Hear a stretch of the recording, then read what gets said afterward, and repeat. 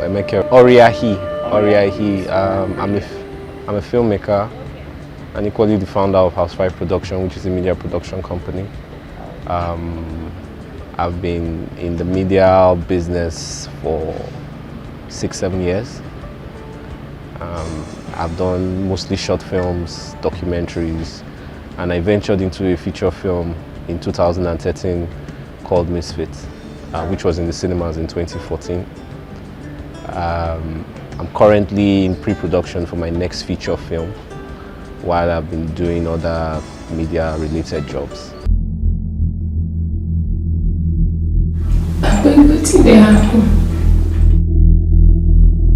Well, I initially studied economics. I have a BSc in economics. After that, I did a film, media, motion picture production course with National Film Institute, Jos, where I was for 3 years. And after that, I did a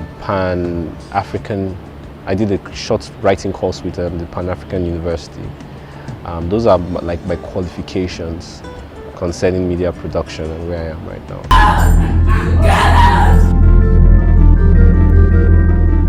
Well, I wouldn't point at anyone as most favorable because it's relative the way you acquire knowledge these days.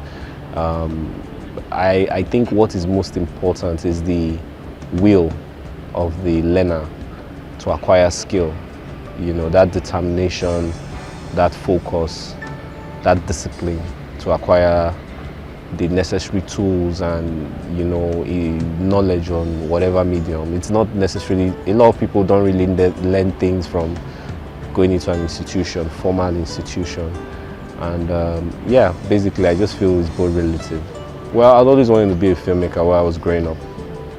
I got really into that thing, I think 95, 96, when I was opportune to see a collection of a filmmaker's movies, you know, as in I was able to see his collection, and I was so intrigued by the whole idea of filmmaking. So it's something I'd nurtured since I was a child.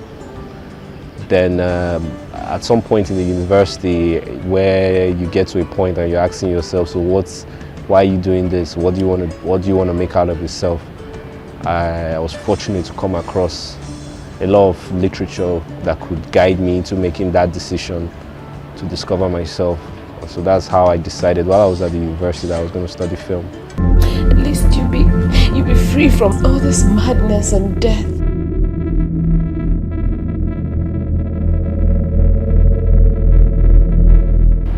Well, Misfit was one of those pet projects that I've been nursing the idea since I left the university in 2006.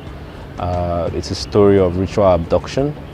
It's a story of you know, trying to prevail under very difficult circumstances. In this case, we explore the ordeals of a captive, of someone who has been abducted by a ritual group.